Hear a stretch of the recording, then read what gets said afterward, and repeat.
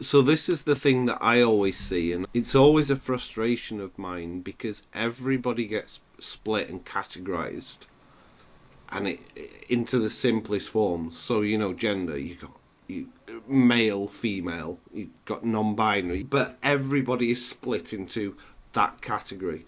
But then you have ethnicity. So and a lot of it does come from politics. A lot of it comes from, right, okay, what is the demographic that we need to get the votes from? So let's split it into those forms and do all of that. So, I completely agree that when it comes to genders, that yes, women have been historically and, well, I say historically, but even now, they're marginalised in that sense. Where I think that it gets oversimplified is that, and I think where some of the pushback comes from people, is people say, well, what about my challenges? And especially if you look at around ethnicity and you look at different cultures, and you got people there that are fighting because of poverty, because of various other things, and then you've got others within that same culture that are living in mansions that have, loads of money, and then you get to the socio-economic, and it's what I always say, there is so much intersectionality that if you were to take gender, for example, if you were to look at it in terms of gates, that one gate is open, so there is one less barrier for someone else. But then there might be a barrier around culture, there might be a barrier around socio-economic, there might be a barrier around neurodivergence or accessibility needs.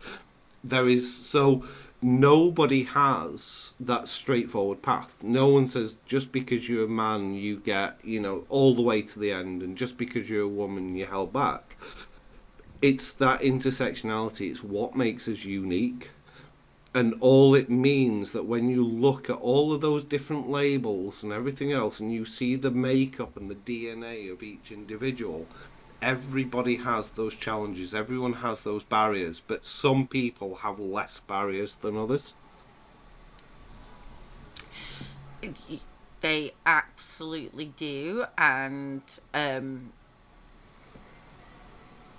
think that's a good segue into what we're going to talk about today. So I would like to pause for a moment and say welcome back to Unlabelled and Limitless, the podcast where we explore the stories, ideas, and people who challenge labels that society places on them.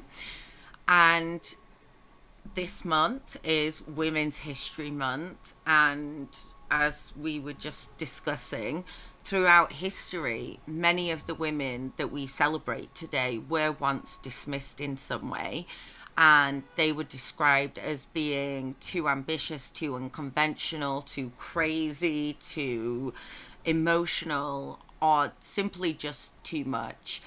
And in our Formerly Too Much series that we're going to be running throughout Women's History Month, we've been looking at women specifically whose ideas or influences didn't quite fit the expectations of the time that they were living in.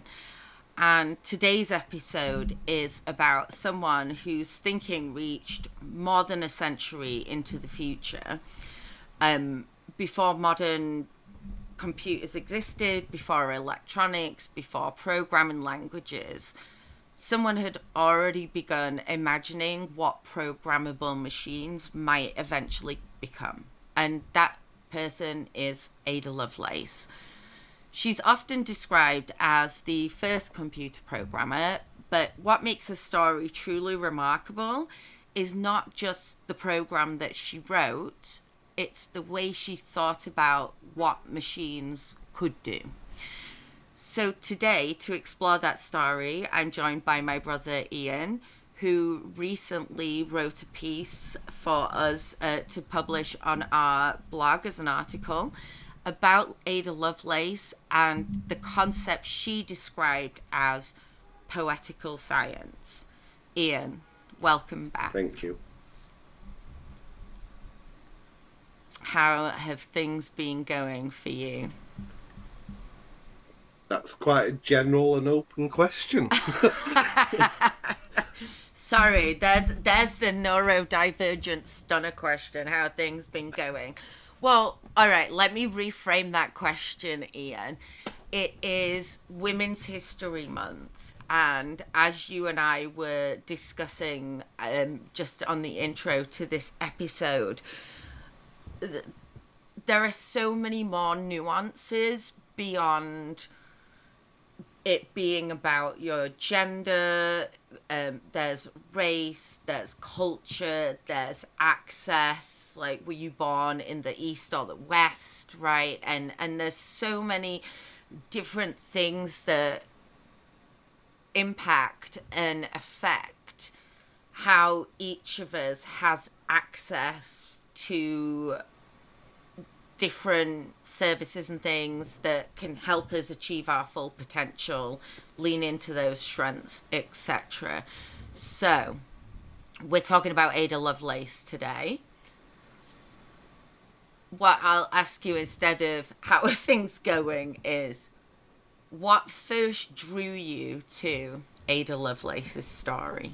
I mean, I think working in tech and working in that environment, and and having autistic strengths around pattern recognition, deep thought analysis, and everything, was always looking at people that, as I was growing up, looking at people that may have seen the world differently, people that I can relate to.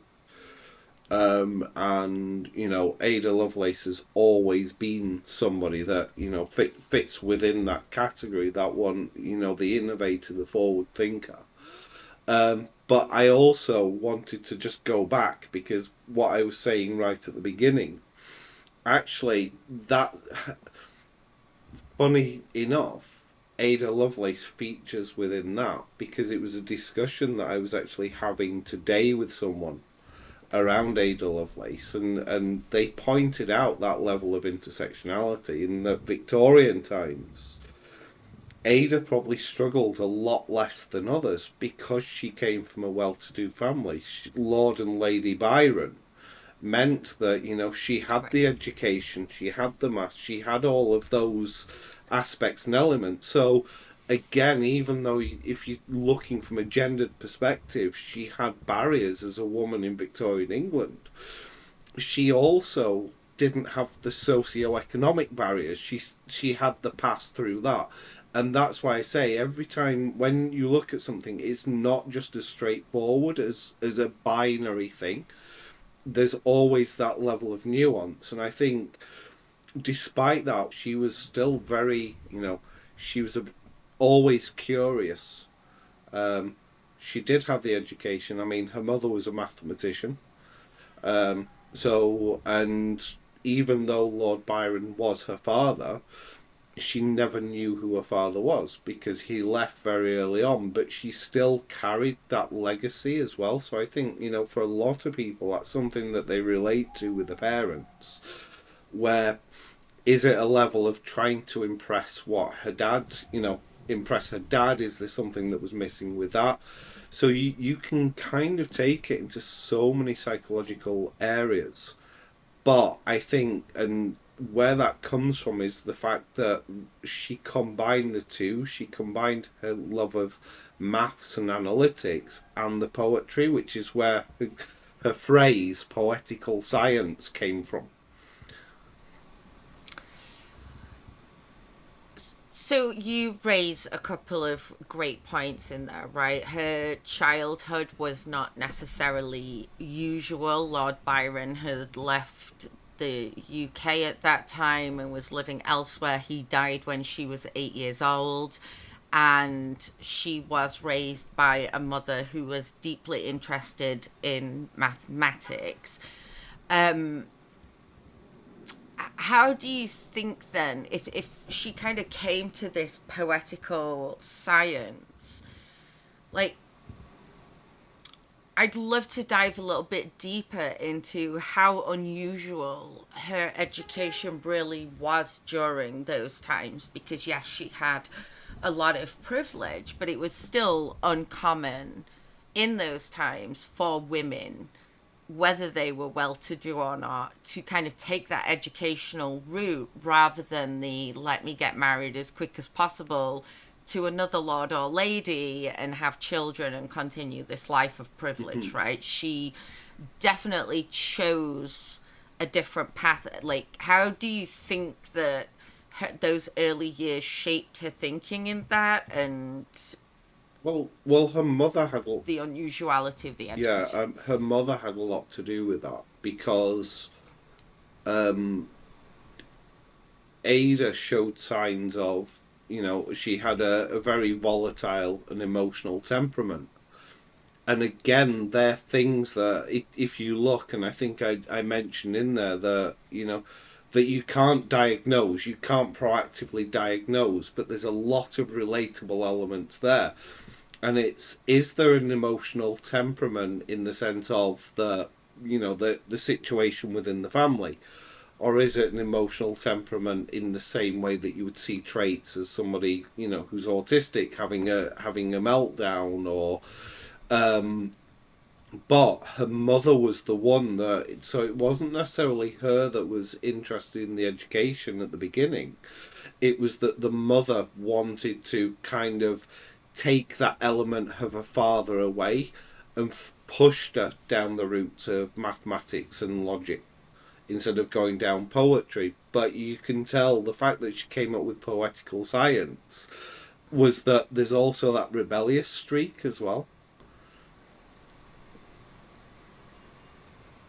So it sounds as though her mother's push towards that logic and mathematics was really an attempt to counter Byron's reputation for his creativity and emotional intensity, and at the same time force her daughter maybe to mask a little bit, like, oh hey, if you become proficient in these areas, that's going to tame the temperament in those areas, and therefore you can be a logical, thoughtful person rather than this erratic, like, artiste, I guess.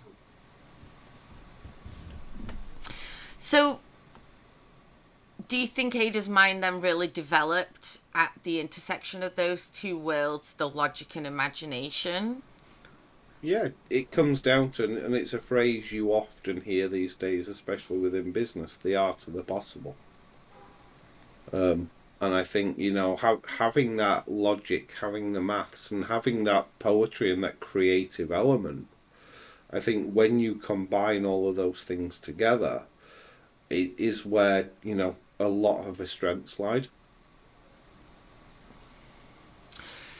So she described, as you said, her approach as poetical science. And we've touched on it a little bit, but what do you really think she meant by poetical science?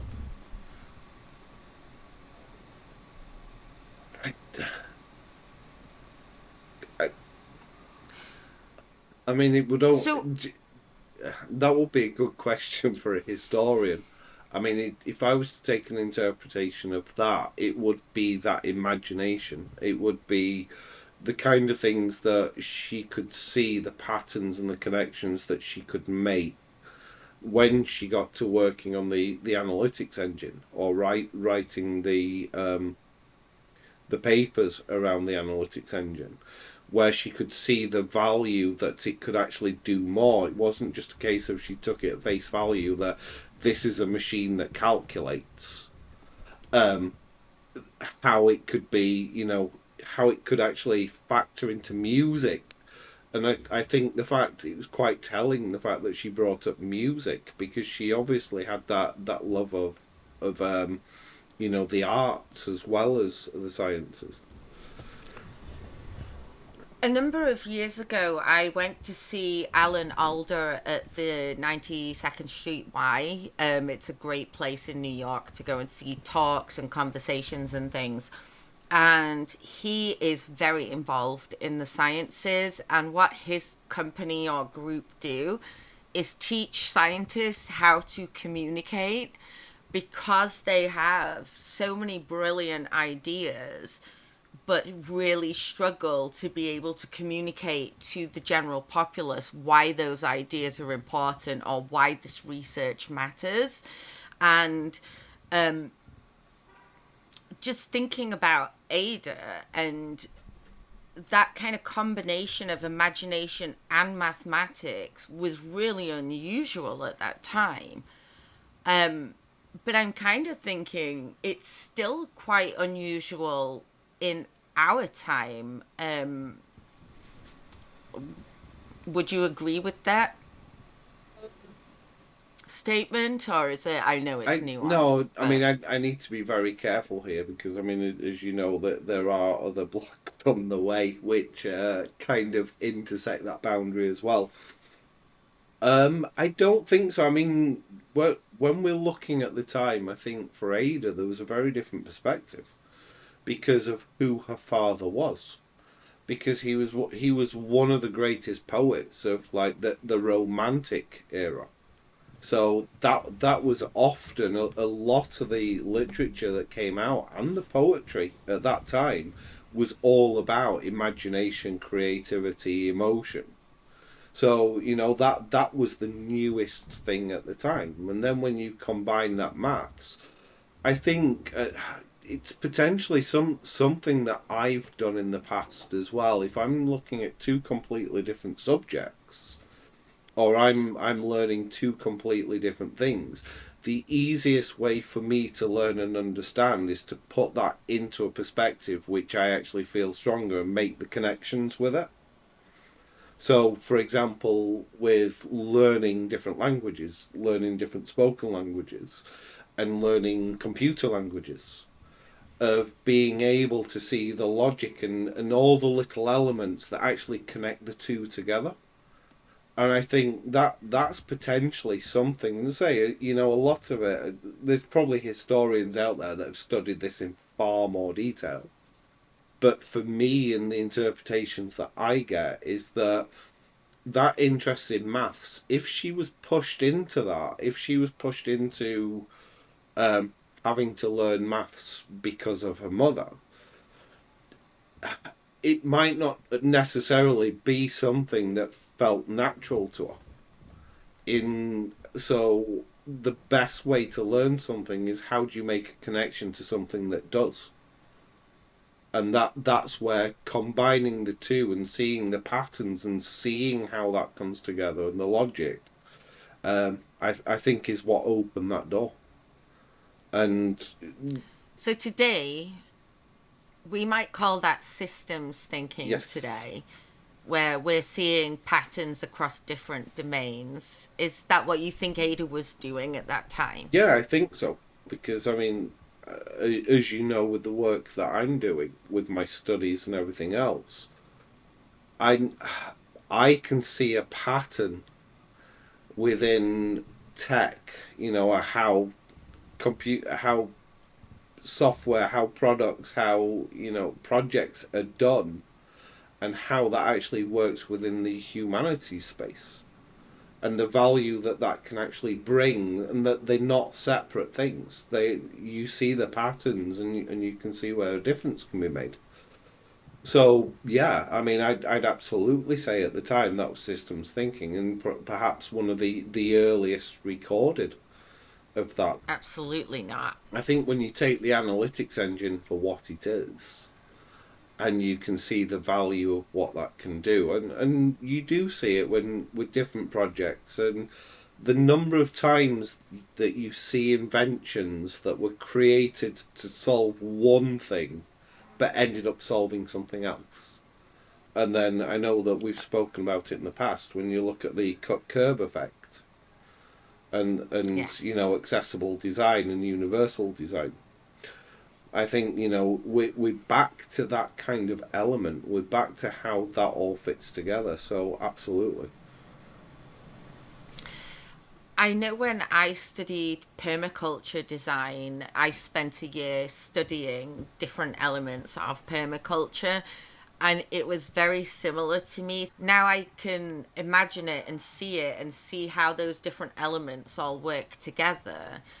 It makes sense, and I'm able to now take that design thinking, from the outside environment and think about other environments in the same way. How do you build a self-sustaining system that runs on infinite energy, right, without creating harm? And how do you build outwards from that? And I think it is interesting, as you said, when you can kind of find a different way to apply that knowledge in a way that interests you or that you can connect on. It just makes how you approach problems very different. I mean, I'd say on design thinking, though, I mean, design thinking goes a step further because, design thinking is dealing with human-centered problems and using, whereas I think with design thinking, it's more human-centered. Yeah, So, that's permaculture is human yeah, centered. It's putting the human back in the middle of the ecosystem instead of us believing we're at the top of the food chain and our actions have zero consequences. But that then you can start applying to any kind of design situation, right? In terms of like the basics of how you start thinking about designing for humans again instead of designing for mass profit or mass scale or whatever it is. It's like, how do we recenter the person, and how do you kind of make these things then adaptable and usable for real human beings? So let's talk about that analytic engine or the analytical engine. And I know you talked about Ada's work with Babbage and his analytical engine. So what is it that she saw that other people didn't? the political sciences is about seeing how maths can be used and how maths and symbols can be used to, design products or design outcomes. The potential that she could see with it was that, I think we touched on before, the fact that it could be used for so many different things. It didn't just have to be numbers. And I think that fed. I mean, at the time, go on, Go on, sorry. go on. I was going to say, because at the time, most people just thought that it was a super complicated calculator, right? So she was able to look at this thing that other people thought, well, it's just a more complex way of counting, and see different uses for it and its future potential. Yeah, so it was using that and being able to do more complex calculations with it. What she saw was an opportunity for it to be able to, be able to create music or be able to use that for creating music. For it to things like, the symbols and things that extended outside of just numbers. And I think that is a really striking part of her work, is that she was able to kind of say unequivocally that machines would be able to manipulate symbols, music, and patterns. So if she could see that at the time, why was that idea so radical to everybody else? The same way it is for a lot of people these days who are neurodivergent, is that you see patterns and connections that most other people can't see, but they don't see those patterns and connections. And especially if you're, regardless of the socio-economic status, if you were to take, a Victorian woman back in the day that comes out with these radical ideas, then it's a hard one because I don't think it's necessarily that. It's about, a lot of it was down to academics and other people. So there was a lot of barriers that she faced at the time for getting that recognition. But the other side of it, and I think which is really good when it comes to history and, a testament to Ada, is that she didn't just sit down and not say anything. or let other people take the credit or have it swept under the rug. She actually stood up there and stood by her convictions. And do you think essentially then that she predicted at that time general purpose computing in the future, even though she was facing all these barriers and people weren't listening to her? I think what ultimately it was is that she could see far more uses for it.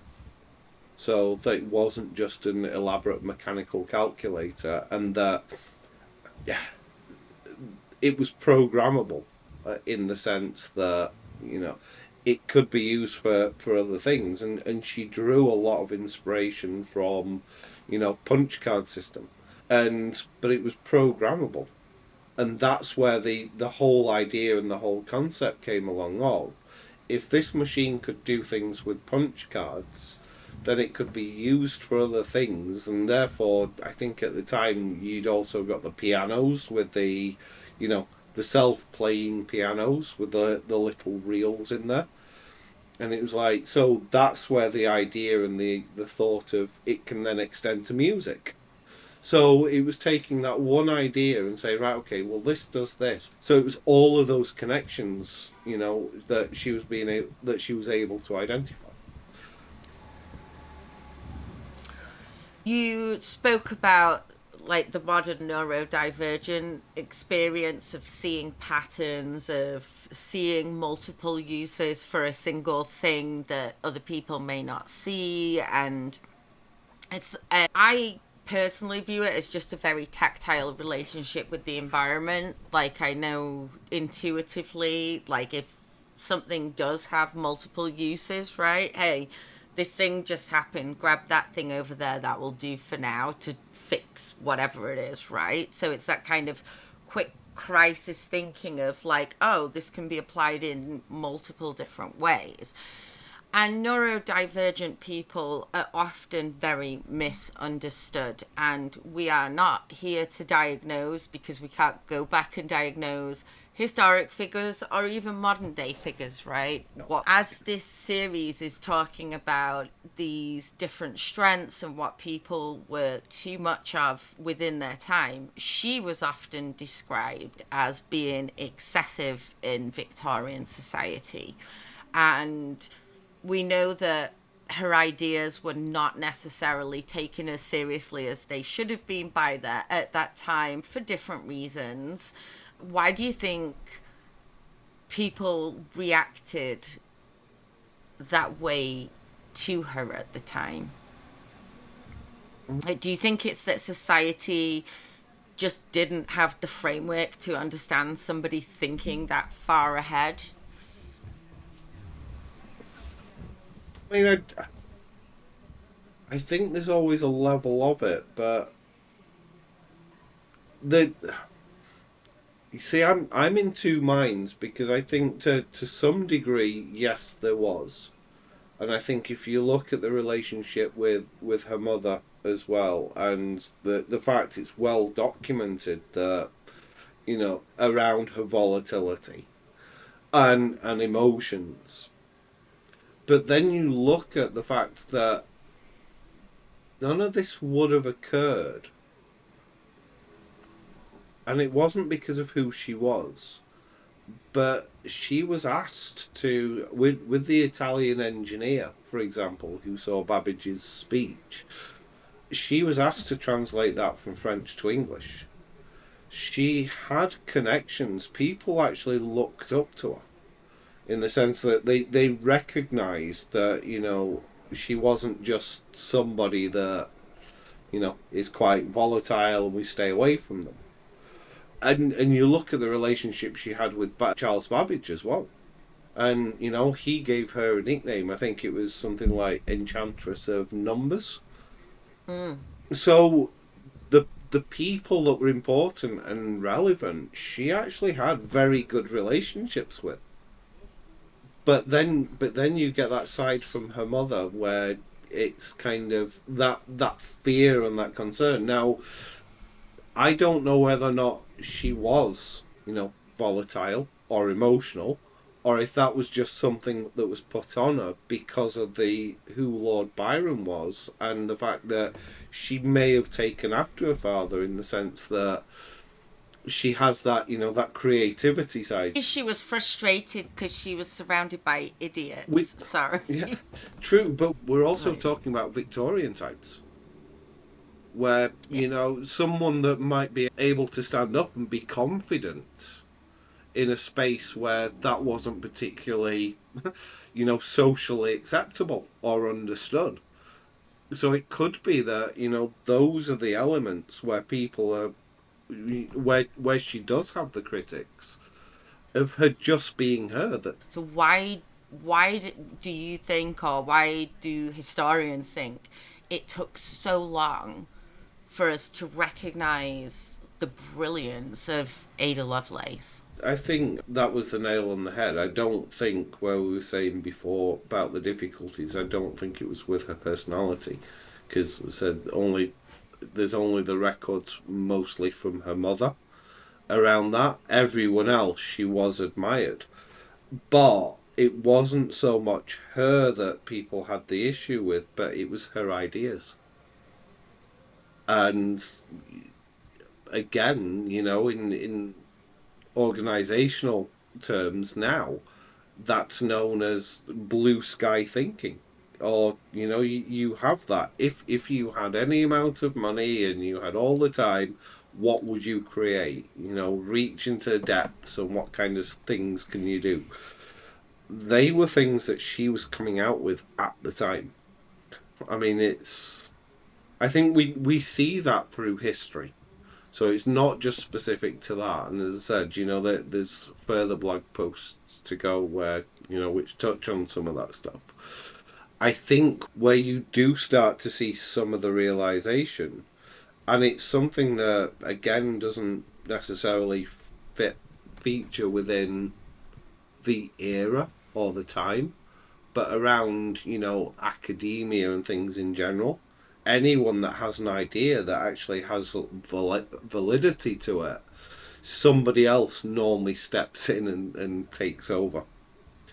And we were talking, another conversation we had today was a similar one that's happened quite recently. You don't have to go back in through history, but somebody that was working on, I think, was it astrophysics, and had discovered something, but then was actually she was pushed to the periphery so that her manager or her supervisor could take all the credit for it. Take the credit.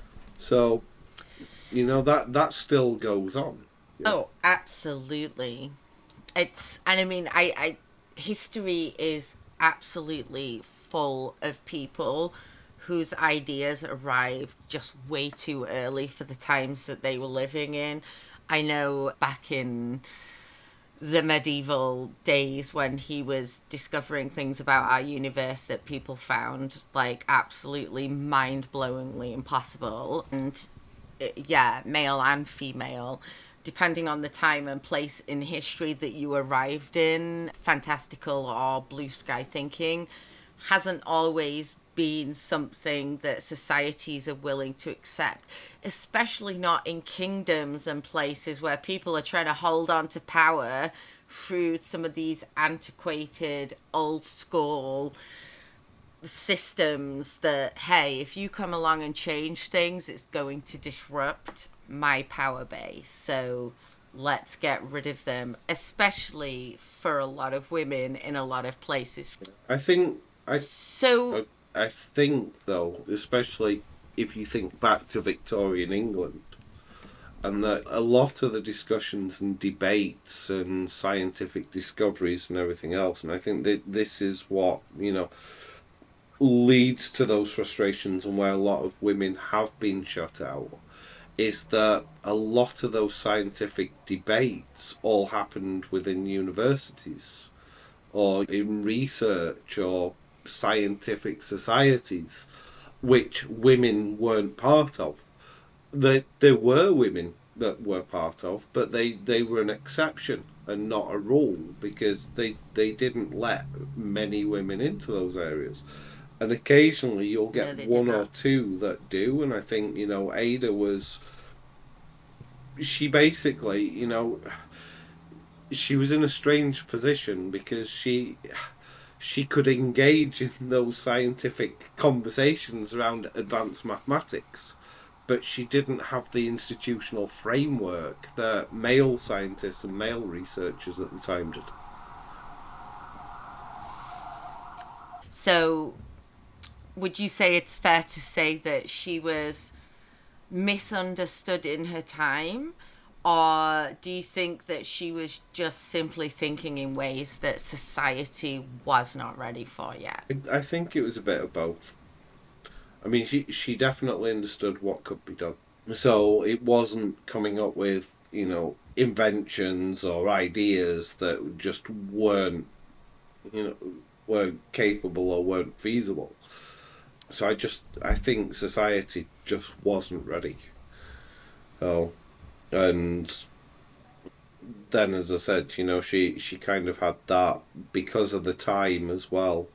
She had those ideas. She was able to discuss that. She was able to debate it and bring it to the front, but didn't really have the framework or the institution to be able to do that with.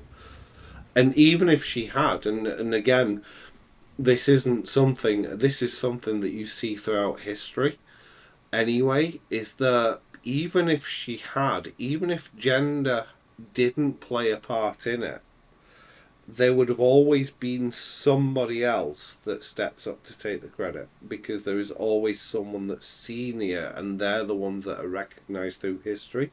The number of times you come across inventions that you think was done by one person and then discover that the underlying features and the underlying structures and everything were somebody completely different. So, in that sense, yes, as much as the environment was a bad one and not conducive to her, I think it also worked as an advantage. Because if she had been allowed that space, somebody else would be claiming the credit for everything.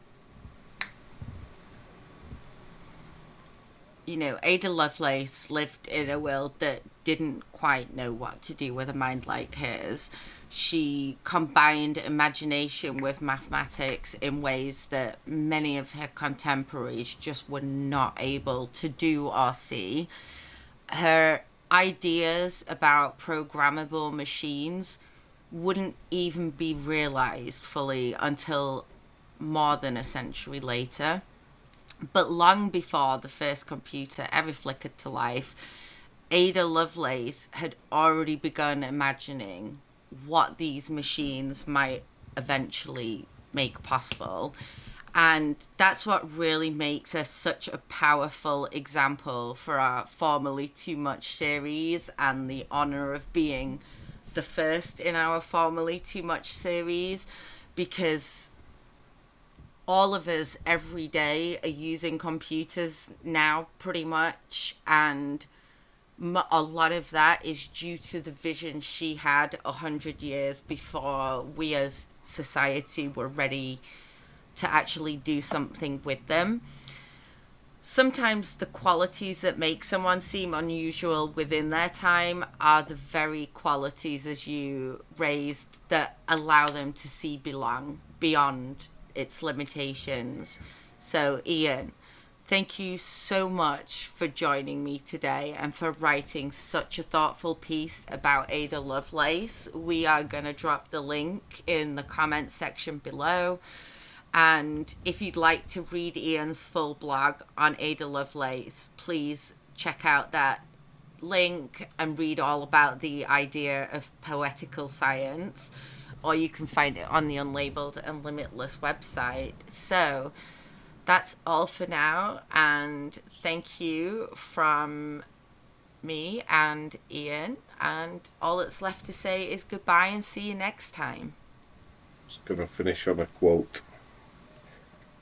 Oh, go for it. Go on, finish on a quote. I think it can be summed up. I mean, the poetical science can be summed up in one of her notes from. I mean, she wrote a lot of notes in the when she was translating, But I think what actually showed where her mind was, and that connection of the two, of being able to see the imagination as well as the tech, was that her description of the analytical engine was the analytical engine weaves algebraic patterns just as the jacquard loom weaves flowers and leaves.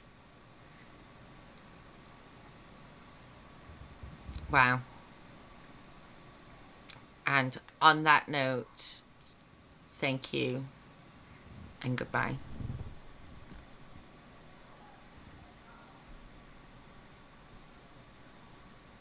Ooh. 42. That's the answer to the bonus question. 42. Meaning of life. Oh, okay. Meaning, do you think that modern conversations about neurodivergence help us recognize thinking styles like Ada Lovelace's more easily than societies could in the past? Break that one down for me. In the past, and again, we're not Mm. diagnosing, right? But Ada clearly has these thinking styles and patterns that were different from the norm, and she could see things that other people couldn't, right? And in the world we are living in today, neurodivergence is a conversation that's happening, right? That's why we started Unlabelled and Limitless, right? To kind of promote those conversations. So, do you think that had Ada been alive today with the ideas, a little bit, I guess somebody I might compare her to might be Temple Grandin, who is able to kind of look at how these systems work.